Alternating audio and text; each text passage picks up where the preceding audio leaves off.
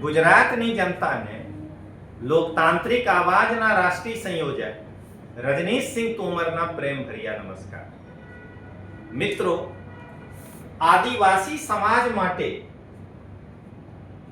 આજે આ ગૌરવની વાત છે કે આદિવાસી સમાજના દીકરા એટલે ડુંગરપુરના બાપ પાર્ટીના સાંસદ રાજકુમાર રોજ સાહેબ આદિવાસી સમાજના હક ના પ્રતિનિધિત્વ કરવા માટે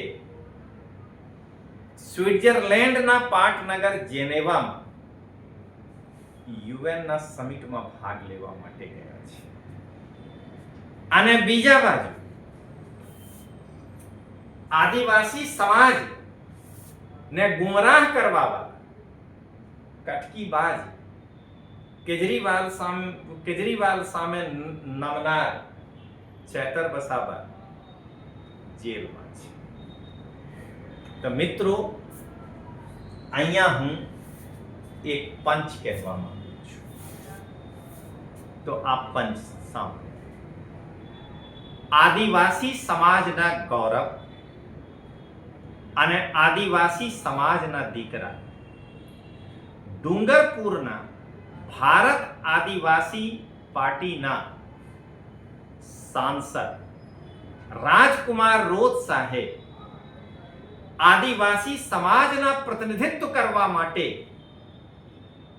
સંયુક્ત રાષ્ટ્ર સંઘના સમિટમાં સ્વિટ્ઝરલેન્ડના પાટનગર જેનેવા ગયા છે.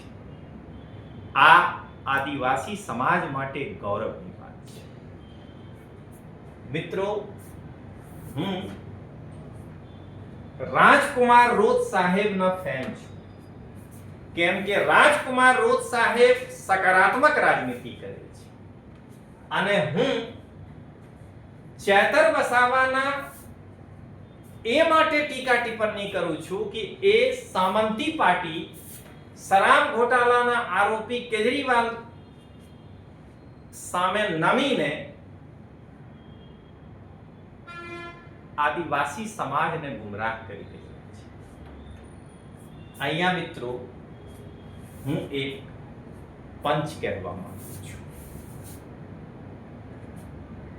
ભારત આદિવાસી પાર્ટીના ડુંગરપુરના સાંસદ રાજકુમાર રોજ સાહેબના હું ફેન છું, કેમ કે રાજકુમાર રોજ સાહેબ સકારાત્મક રાજનીતિ કરે છે.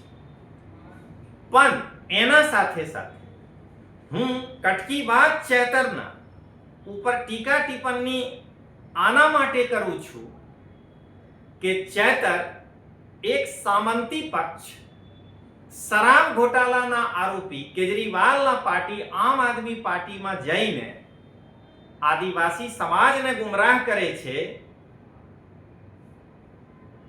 આદિવાસી સમાજને ખબર છે કે સામંતી પાર્ટી ક્યારે આદિવાસી સમાજના હક માટે નહીં લડી શકે છે, કેજરીવાલ ક્યારે આદિવાસીને સમર્થન નહીં કરી શકે છે અને ચેતર વસાવા વારંવાર કેજરીવાલ સામે નમીને આદિવાસી સમાજને એ દેખાવા પ્રયાસ કરી રહ્યા છે કે હું આદિવાસીના મસીહા છું. મિત્રો, જો રાજકુમાર રોજ સંઘર્ષના રાસ્તા નહીં ચૂન્યા હોત તો રાજકુમાર રોજ સાહેબ પણ ચેતર વસાવા જેવા કોંગ્રેસ, બીજેપી અથવા આમ આદમી પાર્ટી જોઈન કરીને અને પોતે આદિવાસી સમાજને ગુમરાહ કરી શક્યા. પણ રાજકુમાર રોજ આદિવાસી સમાજના હિતના ધ્યાનમાં રાખીને આદિવાસી પક્ષ બનાવીને ભારત આદિવાસી પાર્ટી બનાવીને આદિવાસી સંઘર્ષના નેતૃત્વ પ્રદાન કર્યા છે.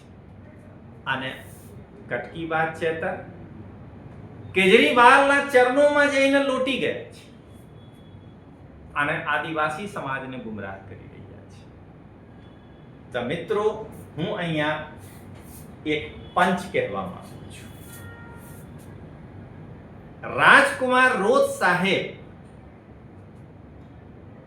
આમ આદમી પાર્ટી હોય કે કોંગ્રેસ હોય કે ભાજપ હોય જોઈન કરીને સંઘર્ષના રાસ્તા છોડીને પોતાના ભવિષ્ય બનાવી શક્યા હોત, પણ રાજકુમાર રોજ સાહેબ આદિવાસી હકોની લડાઈ લડીને પોતાના એક મુકામ હાસિલ કર્યા છે. અને કટકી બાદ ચેતર આદિવાસી સમાજને ગુમરાહ કરીને કેજરીવાલના ચરણોમાં લોટી ગયા છે. ભીલ પ્રદેશના માંગને સાઈડમાં મૂકીને પોતાના ધારાસભ્ય પદ બચાવવા માટે કેજરીવાલ શરણમ ગચ્છામી થઈ ગયા છે. મિત્રો, બે આદિવાસી નેતા બંને યુવા છે, પણ બંનેમાં કેટલાક ફરક છે. એક નેતા સકારાત્મક રાજનીતિ કરે છે, બીજા નકારાત્મક રાજનીતિ કરે છે. તમે અહીંયા એક પંચ જુઓ.